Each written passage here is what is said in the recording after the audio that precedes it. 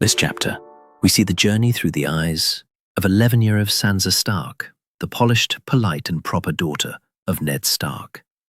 At this point in the story, the royal party is still traveling south to King's Landing after the king visited Winterfell. Sansa is super excited because today she's supposed to ride with Queen Cersei and Princess Myrcella, and maybe even spend time with her crush and future fiancé, Prince Joffrey. She's living her dream of royal life. But yeah, things go downhill fast. Sansa's having breakfast with Septa Mordane, who tells her that her father Ned Stark has gone out hunting early with the king. Meanwhile, her direwolf lady is chilling under the table like a queen, munching on bacon. The Septa scolds her. Apparently noble ladies don't feed animals at the table, but Sansa defends Lady and even points out that their dad said it was okay to keep the direwolves. Of course, the Septa isn't happy, says Sansa's acting just like Arya again, which, in her eyes, isn't a compliment. Now, Sansa is all dressed up, hair done, wearing her best blue dress, because she's going to ride with the royal family. She's been dreaming about this for weeks, especially about seeing Joffrey, her golden-haired prince. She's full of hope and butterflies, and low-key dreading what Arya might do to mess things up. She finds Arya by the river, brushing mud off her direwolf Nymeria. Arya's in riding leathers, definitely not the princessy velvet Sansa had in mind. Arya says she and her friend Micah are going looking for rubies. Turns out they believe rubies from Prince Rhaegar's armor might still be scattered in the river from when Robert Baratheon killed him in the war. But Sansa doesn't care. She just wants Arya to clean up and join her in the wheelhouse. Arya flat out refuses. She'd rather ride with Micah and explore. She even says she doesn't like the queen. That shocks Sansa. Even Arya shouldn't say that out loud. Eventually Arya takes off chasing her wolf, and Sansa walks back alone, close to tears, wishing her sister was more like sweet little Princess Myrcella. As she gets near the wheelhouse, Sansa sees something's going on. There's a crowd gathered. The queen is standing up top, smiling. She's welcoming some new knights who've arrived from King's Landing as an honor guard. Two of the knights are kneeling. One is Sir Barristan Selmy, a legendary old warrior with white hair and a white cloak. The other is a young, good-looking guy in green armor with black hair and playful eyes. That's Renly Baratheon. But it's the third guy standing off to the side who gives Sansa chills. He's silent, grim-looking, bald on top, with deep-set eyes and a massive greatsword on his back. That's Sir Ilyn Payne, the king's justice, basically the royal executioner. Lady growls, sensing danger. Sansa backs away in fear and bumps into someone. It's Sandor Clegane, a.k.a. the Hound. His face is all burned and messed up, and he mocks her for being scared. Sansa drops to her knees and hugs Lady, feeling embarrassed as everyone watches. Then Joffrey shows up like a knight in shining armor. He tells everyone to chill, says Lady is just her pet, and scolds the Hound for scaring her.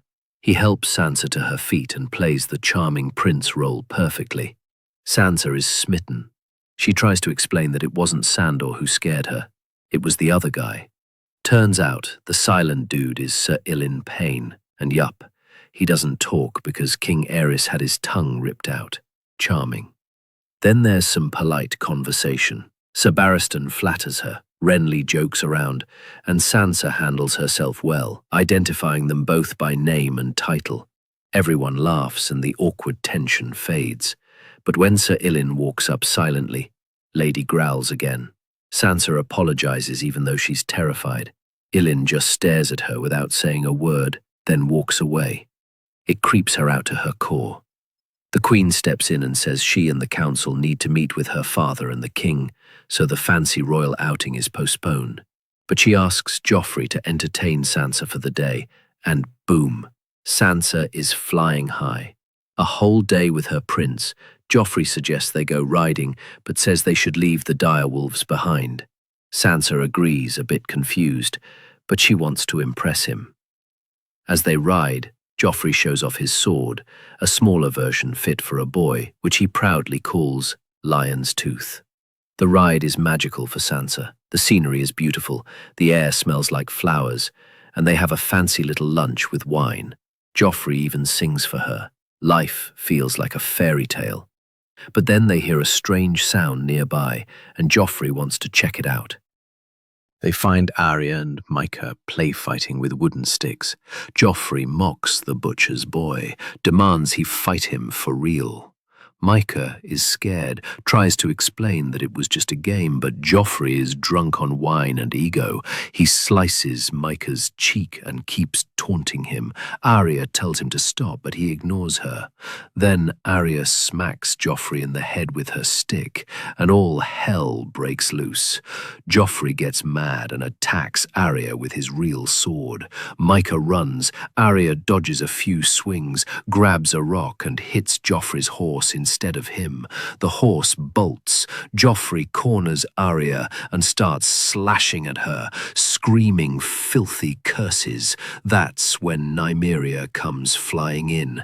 Teeth out, claws ready. She bites Joffrey's sword arm, drags him down, and rips him up. Arya finally calls her off. Joffrey's bleeding, whimpering, completely wrecked. Arya picks up Lion's tooth and throws it in the river, then escapes with Nymeria. Sansa rushes to Joffrey's side, trying to comfort him, but he shoves her away, full of hate. "Don't touch me," he growls. So this chapter ends with Sansa's magical fairy tale day crashing into brutal reality. She wanted songs and lemon cakes, but she got blood and betrayal instead. The prince she thought was a golden knight turns out to be a spoiled bully, and her own sister saved the day, but at a price. So, if you enjoyed, don't forget to like the video, hit that bell icon, and check out the previous chapters if you haven't already.